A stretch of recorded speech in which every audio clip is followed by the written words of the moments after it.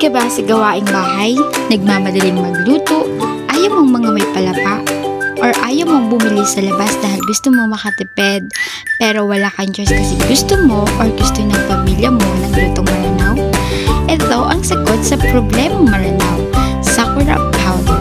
Hindi mo na kailangang magbalat, maghiwa at magdikdik ng sakurap sa tuwing magluluto ka. Sakurap is a white scallion or native shallot that is a traditional seasoning in Filipino maranaw.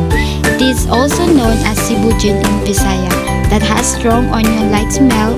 With the dehydration process will produce a sakura powder.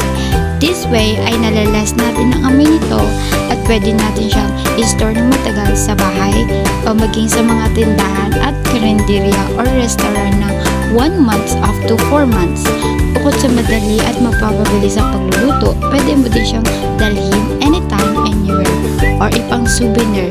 This way ay maaaring mas makilala